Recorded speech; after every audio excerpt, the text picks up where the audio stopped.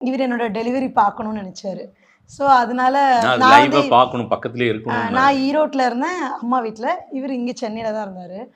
எனக்கு வலி வர ஆரம்பிச்சுருச்சுன்னு எனக்கு தெரிஞ்சிருச்சு ஒரு 2:00 ஆஃப்டர்நூன். அப்ப நான் அவருக்கு கால் பண்ணி சொல்ட்டேன். யார்கிட்டயும் எதுவும் சொல்லல. எனக்கு நீங்க வந்துருங்க சீக்கிரம் அப்படின்னு. இவரு கிளம்பி வரதுக்குள்ள எனக்கு டெலிவரி ஆயிடுச்சு.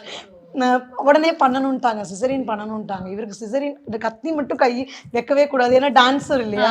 ஸோ அதனால வைக்கவே கூடாதுன்னு ரொம்ப இதா இருந்தாரு. டாக்டர்ட்ட சொல்லிட்டே தான் இருப்பாங்க. நானும் ஷஷ்டி கிளாஸ் எல்லாம் போவேன். வயிறு அவ்ளோ பெரிய வயிறு வச்சுட்டு லாஸ்ட் டெலிவரிக்கு முந்தின நாள் வரைக்கும் நான் வந்து டான்ஸ் சொல்லிக் குடுத்துட்டே தான் இருந்தேன். ஸோ அதனால தான் பையனும் பொண்ணும் இப்படி ஆடிட்டே இருக்காங்களான்னு தெரியல.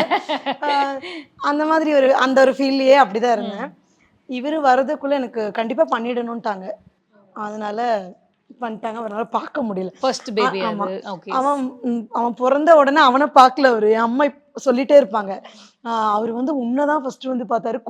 நான் கையில வச்சுட்டு நிக்கிறேன். யாருன்னு கூட அது பார்க்கல. அவரு நேரா வந்து உன்ன தான் பார்த்தாரு அப்படின்னு சொன்னாங்க. ஸோ அது வந்து அதுக்கப்புறம் கேட்கும்போது, அது ஒரு பெரிய விஷயம் இல்லையா? அது ஒரு சந்தோஷமா இருந்தது.